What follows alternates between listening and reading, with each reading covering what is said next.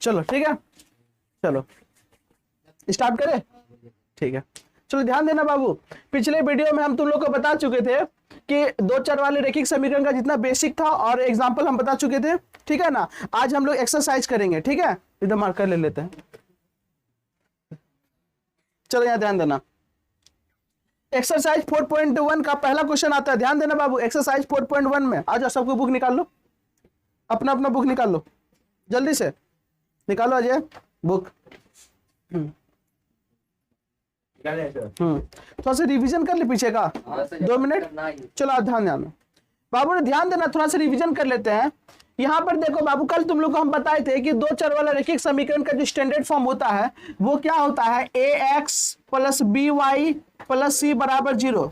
ये दो चर वाले रैखिक समीकरण का क्या होता है, स्टैंडर्ड फॉर्म। यानी कि हमेशा दो चर वाला रैखिक समीकरण ऐसा ही मिलेगा। अच्छा, वहाँ पे 0 के अलावा कुछ नहीं, ठीक है, यहाँ पर a मेरा कभी भी 0 नहीं होगा और b मेरा कभी भी 0 नहीं होगा। चलो ठीक है, और अगर एक चर वाला रैखिक समीकरण होगा उसका स्टैंडर्ड फॉर्म होता है ax प्लस b बराबर 0। ये मेरा एक चर वाला रैखिक समीकरण का स्टैंडर्ड फॉर्म होता है। यहाँ पर a is not equal to क्या होगा, 0 होगा। कोई दिक्कत है किसी को?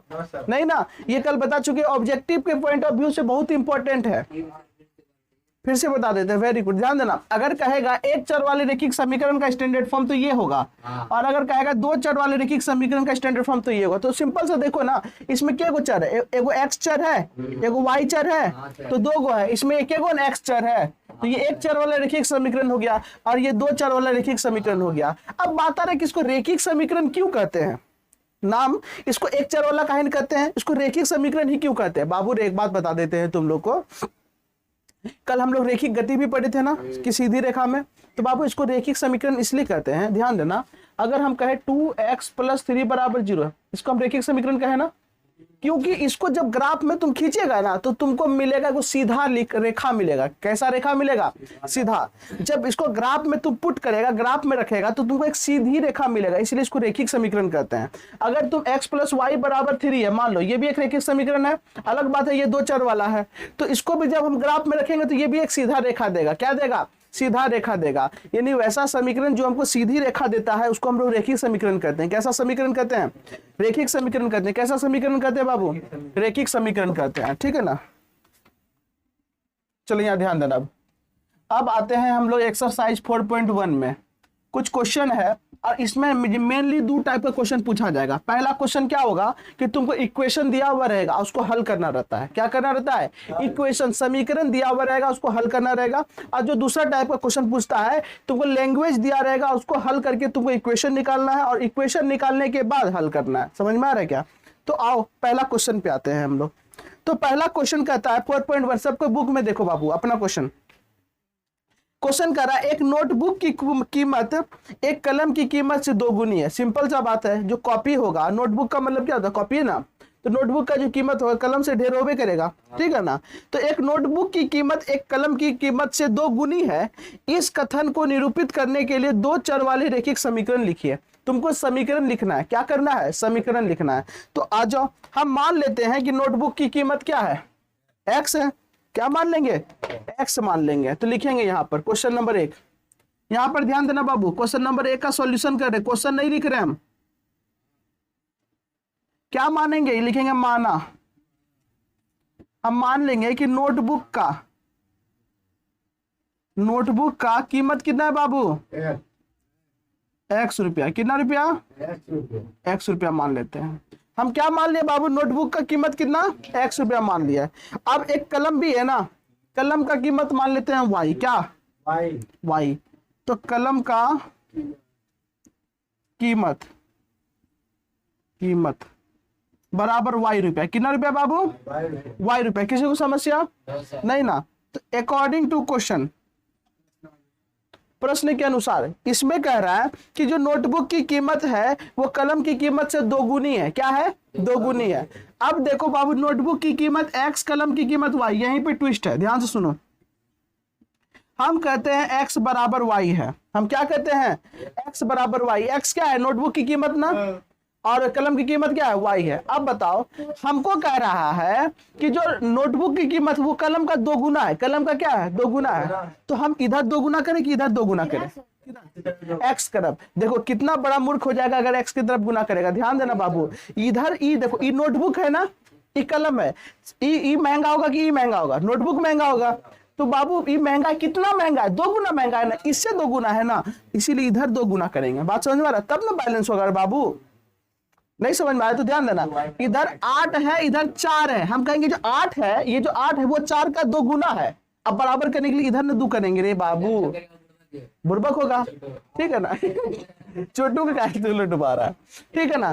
तो यहाँ पर हम लोग 2 गुना कर दिए, समझ में आया क्या, क्योंकि क्या रहा है जो नोटबुक है इसी का 2 गुना है, तो इधर 2 गुना कर दिए ना। चलो ठीक है, यहाँ पर अब मतलब स्टैंडर्ड फॉर्म में लिखेंगे कि नहीं, x का x 2y इधर आएगा तो क्या होगा -2y, और कुछ नहीं तो क्या यहाँ 0 बराबर 0। तो देखो ax plus B Y plus c के रूप का आ गया, यहाँ पे एक समीकरण मिल गया, तो सीधा लिखो ना इसको बराबर में 0। अतः द्विघाती कहां से मिल गया बापू, 2 चर वाला रैखिक समीकरण। तो अतः अभीष्ट समीकरण, अभीष्ट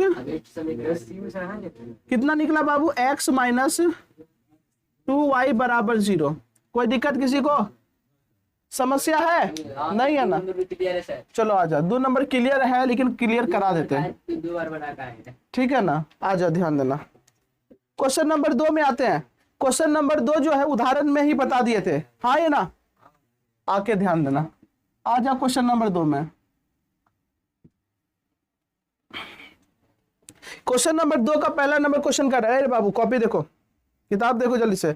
निम्नलिखित निम्नलिखित रैखिक समीकरणों को ax plus B Y plus C बराबर 0, ध्यान से सुनना, निम्नलिखित रैखिक समीकरणों को ax plus B Y plus C बराबर 0 के रूप में व्यक्त कीजिए और प्रत्येक स्थिति में a b और c का मान ज्ञात करना है। प्रत्येक स्थिति में क्या करना है, a b और c का मान ज्ञात करना है। कोई दिक्कत वाली बात नहीं ना। तो यहाँ पर ध्यान देना बाबू,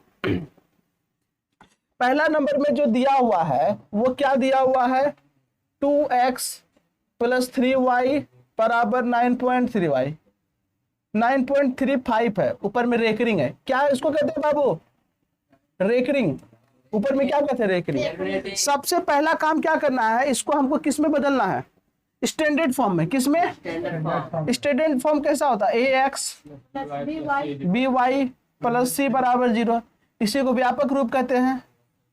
आजा इसमें बदलते हैं, इसको हम 2x लिखेंगे, इसको 3y लिखेंगे, ये इधर आएगा तो क्या होगा, -9.35 पे रेकरिंग, अब बराबर में 0। आगे स्टैंडर्ड फॉर्म, यहाँ ए बी सी का मान रखना है, तो लिया हाँ a बराबर कितना है 2, सिर्फ 2, b कितना है 3 और c कितना है -9.35 रेकरिंग। हाँ समझ में आया क्या, a b और c निकल गया, यही निकालने दिया था ना। चलो आजा, आ जाते हैं क्वेश्चन नंबर 2 में।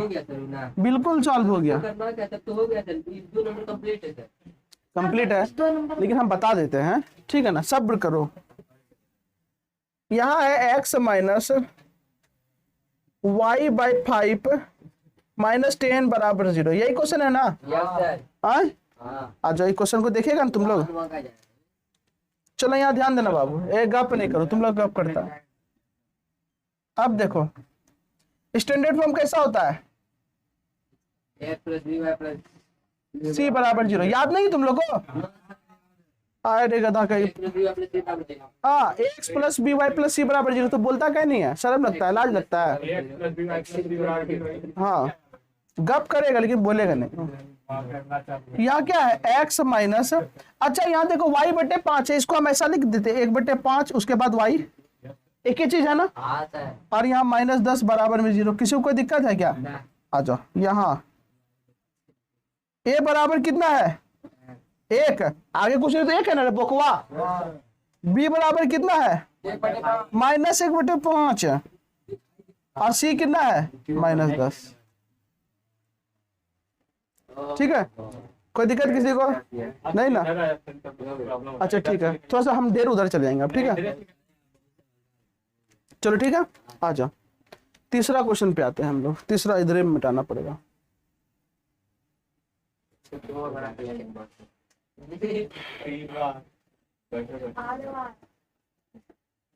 तुम लोग है ना गप करता है इतना ना कि क्या हम बोलेंगे। आ जाओ तीसरा नंबर में। तीसरा नंबर पे क्या है, -2x + 3y = 6, यही है ना। हाँ, आ जाओ ध्यान देना। स्टैंडर्ड फॉर्म क्या होता है, ax + by + c = 0 होता है कि नहीं। आ जाओ, यहाँ -2x है, 3y है, अब ये 6 इधर आएगा तो -6 होगा, बराबर में 0। यहाँ a कितना हुआ, -2 b कितना हुआ, c कितना हुआ, यही तो पूछ रहा है abc का मान। कुछ है, आसान है कि नहीं। चलो ठीक है, चौथा नंबर देखो।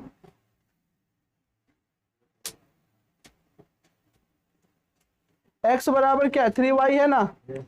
x बराबर क्या है, 3y। ध्यान देना, स्टैंडर्ड फॉर्म क्या होता है, ax + by + c very good. यहां पर देखो बाबू क्या होगा, x - 3y होगा, कुछ नहीं तो 0 होबे करेगा।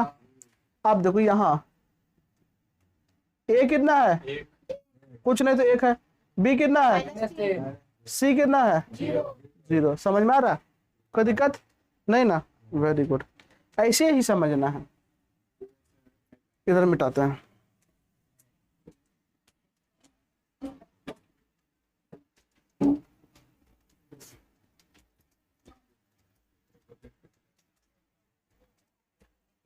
आ जाओ, क्वेश्चन नंबर 5। क्वेश्चन नंबर 5 कितना है बाबू, 2x बराबर -5y, यही है ना। कौन सीटी पे जा रहा है, सीटी तोड़ देंगे बाबू, बता रहे हैं। ax + by + c standard form है, ठीक है। आ जाओ, इसको रखो 2x, ये -5y इधर आएगा तो क्या होगा, अब बराबर में 0। तो देखो यहाँ a बराबर कितना हुआ 2, b बराबर c बराबर 0।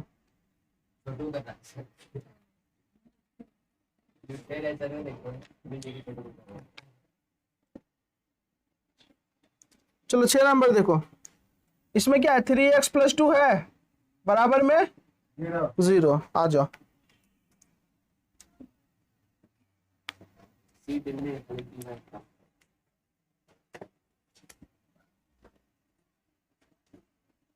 स्टैंडर्ड फॉर्म क्या होगा, ax + by + c = 0।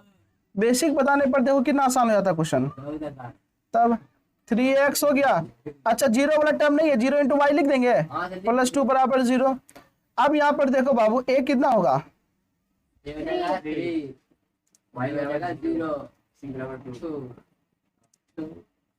है कुछ, चलो आ जाओ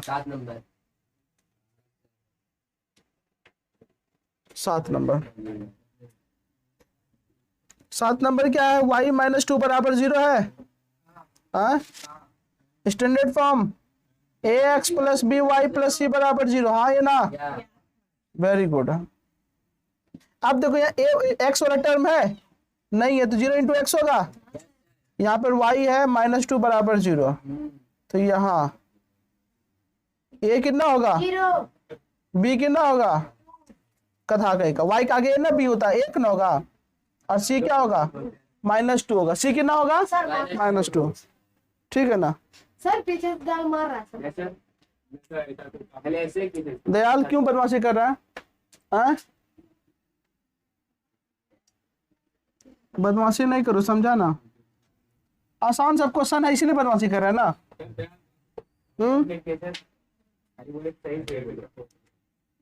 आज 8 नंबर में, 8 नंबर में क्या है, 5 = 2x है, यही है ना। अरे देखो लास्ट क्वेश्चन आ गया, ax लिख करके एकदम बनाना है, by + c = 0, ये स्टैंडर्ड फॉर्म होगा, व्यापक रूप होगा कि नहीं। अब देखो यहाँ 2x है ना, तो 5 को उधर ले आते हैं, तो 0 बराबर क्या होगा 2x, और y वाला टर्म में नहीं है, तो 0 × y, और माइनस में 5 होगा, इसको इधर ले आओ, तो क्या होगा 2x plus 0 into Y minus 5 बराबर 0। किसी को कोई दिक्कत है यहाँ पे? नहीं ना? तो बताइए। हाँ नहीं, b बराबर 0 एंड c बराबर, कोई दिक्कत किसी को? No sir. नहीं ना? लो एक्सरसाइज 4.1 कंप्लीट हो गया।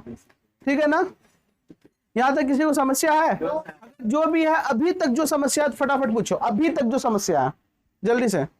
दयाल हाँ बोलो। ये पॉइंट नहीं है बाबू, गुना है, गुना। समझ में आया क्या? गुना क्या चीज बोला? वही तो सर ऐसे देने लग रहा है गुने, मतलब पूर्ण पॉइंट दशमलव लगता है। नहीं पॉइंट उसको समझो ना, बुद्धि लगा थोड़ा सा। मास्टर ऐसे समझेगा। हाँ क्या चाहिए मास्टर ने समझेगा? गधा कहीं का। ये जो ये लोग को नालायक कहते हैं। 3.2 अब यहाँ पे पॉइंट लगेगा। समझ में आया क्या? अगर हम लिखना x 2 इंटू एक्स लिखना है तो यहाँ पे पॉइंट लगेगा। कौन ऐसा कहिया पढ़ा है दशमलव? ऐसा रे बैठा होता है। ऐसा दशमलव कहिया पढ़ा है? पागल पागल मास्टर होगा तो उसको कॉपी चेक करने नहीं देगा। ठीक है ना? यहाँ तक किसी को दिक्कत है? नहीं ना? क्या जरूरी है? हाँ दे देना, कोई काटेगा नहीं। ठीक है ना? तो आज के लिए इतना ही रहने दे। ठीक है ना? एक्सरसाइज 4.2 कंप्लीट है। तो कल होमवर्क रहेगा, इस एक्सरसाइज को 2 बार बनाना। कितना बार? 2 बार। ठीक है ना? तो चलो आज के लिए इतना ही।